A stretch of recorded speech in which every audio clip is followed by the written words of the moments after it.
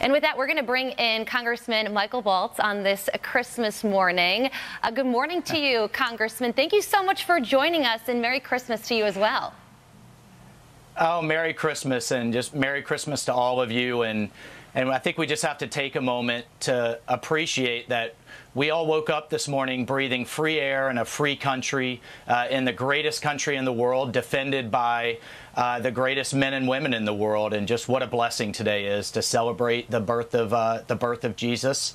And Merry Christmas. Just thrilled to be with you. So beautifully said. We wanted to have you on for a number of reasons. You're one of our favorite guests, of course, but also because there was a big development regarding Lieutenant Colonel Stuart Scheller. He was given a general discharge under honorable conditions. He also lost his retirement. He says he's filled with mixed emotions over what happened, and he recapped all of this in a Facebook post. He says, to recap my series of defeats, after demanding accountability, I was relieved of command, slandered, imprisoned under the false pretense of flight risk, and lost my retirement. Was it worth it? Well, unfortunately for them, the war isn't over. I think we just arrived at a turning point. What are your thoughts and reflections on what he went through and the end result that we're learning about this week? You know, Carl, I have mixed emotions on this one. On the one hand, you know, we have to maintain good order and discipline. And as he said in his original Facebook post, you know, saying what he said in uniform, he knew there would be consequences. On the other hand, for the Marine Corps and the Defense Department to just throw the book at him, the fact that he was in solitary confinement, being denied just basic necessities, was way over the top. But, you know, underlying all of it was the push for accountability.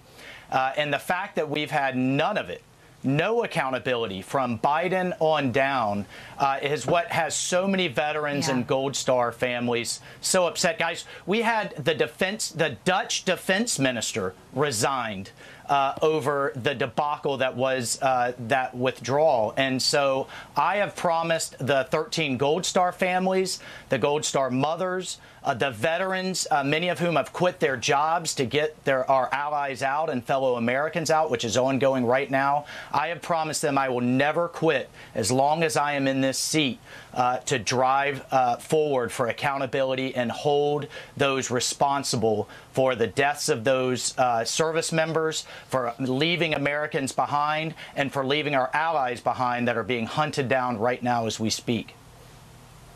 Congressman, this is such an important story. It cannot take a holiday off. And fortunately, we were able to have Stu and Kathy Scheller on, the parents of Stuart Scheller, on earlier on our Christmas program. Take a listen.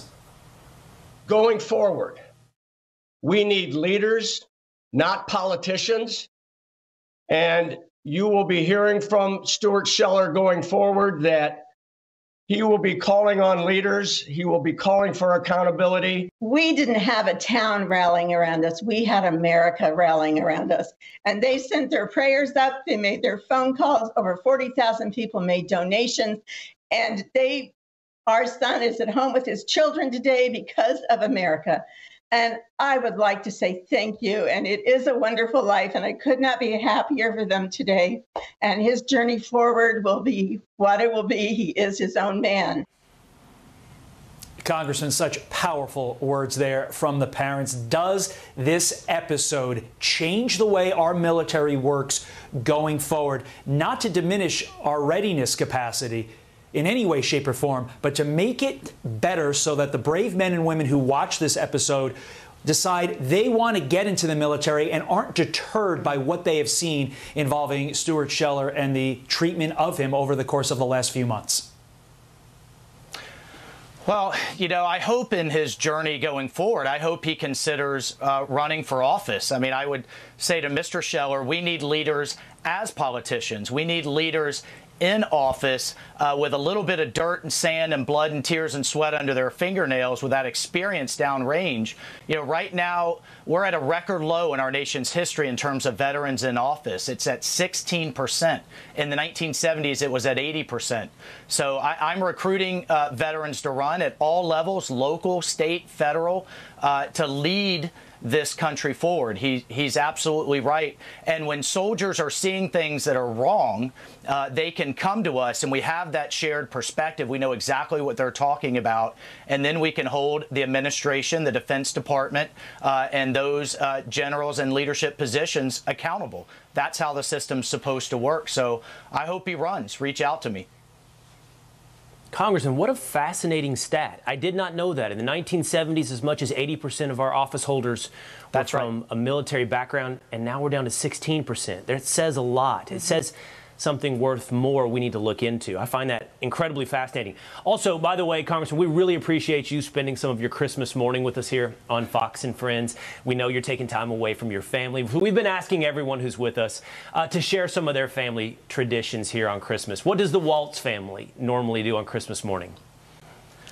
Well, you know, normally we try to take a ski trip over Christmas. Of course, we're Floridian, so we go visit the snow and then go back to the beach. My daughter and I have a 17-year-old daughter, love to snowboard together. But this year, we're taking a pause because we have great news in that we're expecting a baby boy in just a few weeks. No.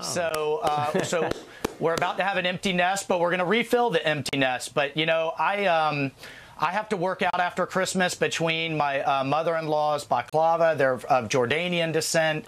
My mother is Southern banana pudding and black-eyed peas and rice. I mean, I'll put on a good 10 pounds and sit around and watch, guys, The Elf and The Grinch, which I think are the two best Christmas movies, followed by a close second by A Christmas Story. I'm sorry, Christmas Story. Yeah. There's one vote.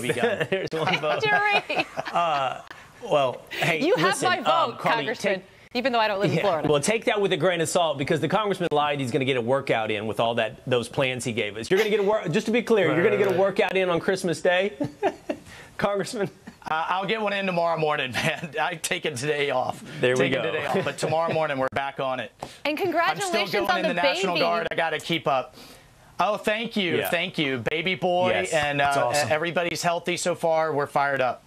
It's amazing. Congratulations. What wonderful. What a Christmas blessing. Thank you for being with us this morning. Thanks, Congressman. Hey, thank you. God bless. Merry Appreciate Christmas. you.